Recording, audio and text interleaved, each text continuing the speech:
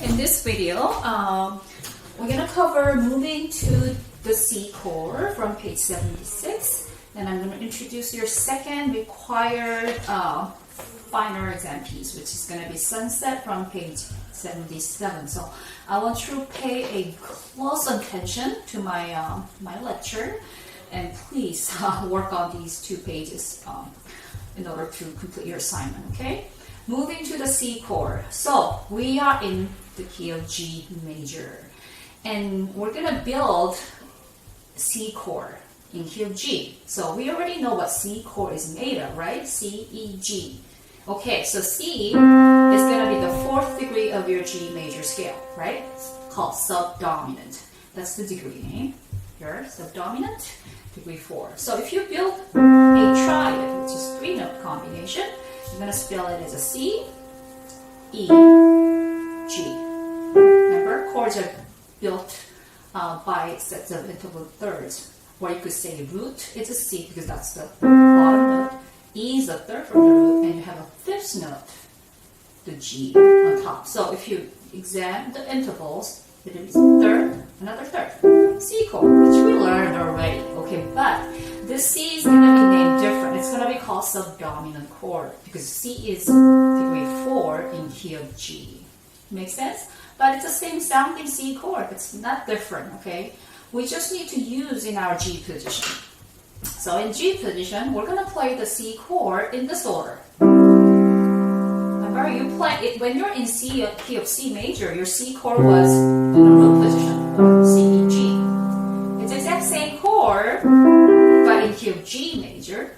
So we're gonna place our C chord in this order because that's gonna be make very comfortable for your G position and make very smooth progression from the other chords we learned, which is a G and D7. Yeah. So this is how you're gonna play your C chord in G position. Here we go. G. In G position, G is 5. We have a C with 2. Now this is the only new, change, which you have to learn. Okay, another new note on your bass staff. This is it here. It's on the 2nd ledger line note from the bass staff. That's gonna be E. The E, 3rd higher from the middle C. Okay, it's on the ledger line, so it's basically a line note. That's gonna be your E. Play by left hand though, because it's notated on your bass staff. So spell as a G, C, E. This is different positioning of your C chord, or different inversion. That's the word we use in music, okay? Different inversion. Okay. Same thing for right hand. In our G position, G is obviously played by thumb. And this is where you gotta kind of open your hands so you could play your C with 3. Very important. You must have finger number 3 on your C. Okay, I don't want 4 or 2. Must be 3.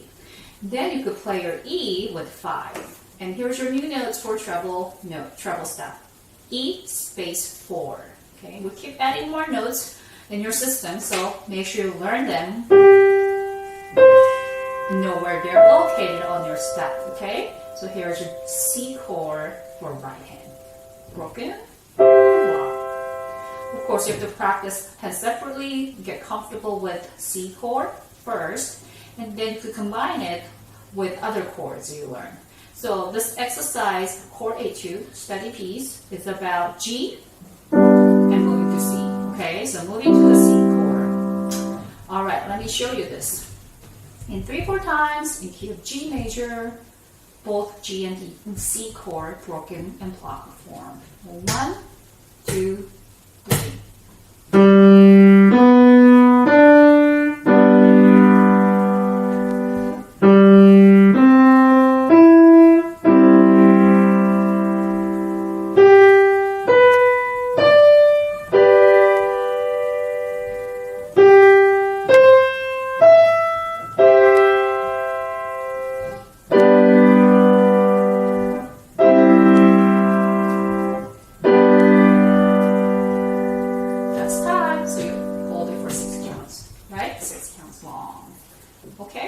Repeat sign, so you should practice as many times you need until you really get comfortable with the G moving to C. Okay, that's the first step.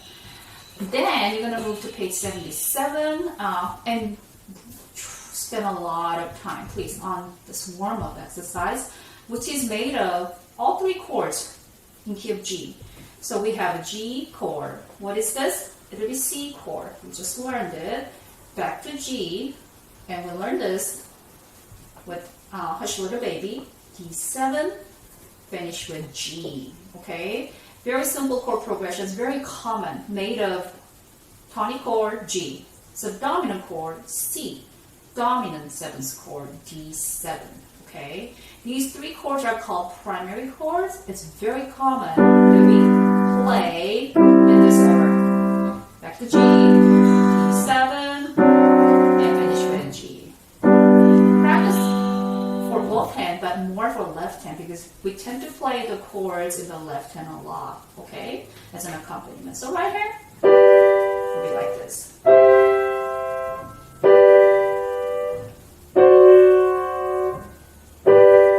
I really encourage you to practice both hands until you get really comfortable and be able to play even with the closed eyes, because that's very useful chord progressions that we're often going to get so many times, even in the future, okay? So Sunset is your second required final exam piece with all three chords as an accompaniment. So let's try the left hand first. You could name the chord with me. G, 2, 3, 4. C, 2, 3, 4.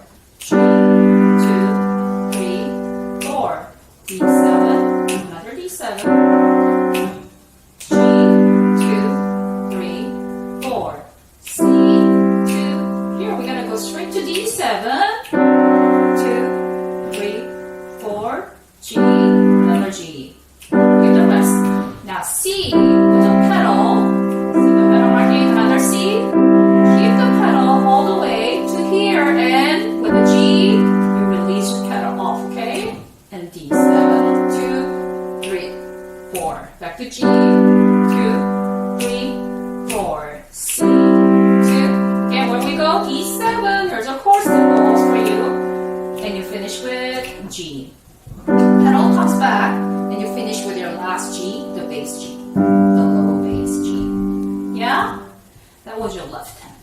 Again, spend a reasonable amount of time learning this accompaniment with correct finger numbers, and even use a pedal, the number pedal. And when we add the melody, okay, well, of course, you could practice your melody separately. Let's try that first. We got some eighth note.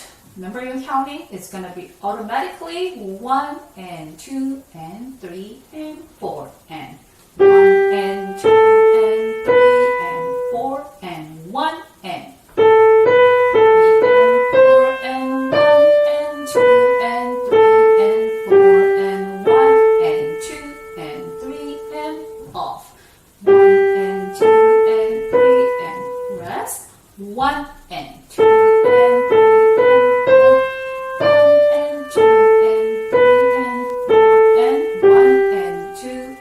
3 rest. You have a rest, 1 and 2 and 3 and 4 and 1, 2, 3 and 4 and 1 and 2 and 3 and 4. Half note is long and 2 and make sure you keep counting.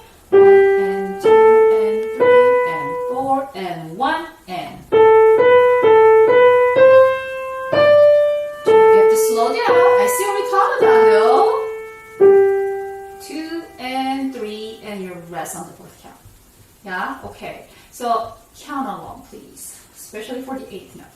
Now put it together. Remember, we have to always keep the balance. Good balance means more melody, less accompaniment. And we get this dynamic sense given. So line 1, line 3 should sound much more than line 2 and 4, because this is, when you see the dynamic signs like this, if it says a mezzo forte, I'll play my right hand like forte, left hand mezzo piano. If you see piano dynamics, I'll play my right hand mezzo piano and left hand pianissimo. See what I'm saying? So overall, the sound gets more, less, more, less. Here we go. 1 and 2 and 3 and 4 and.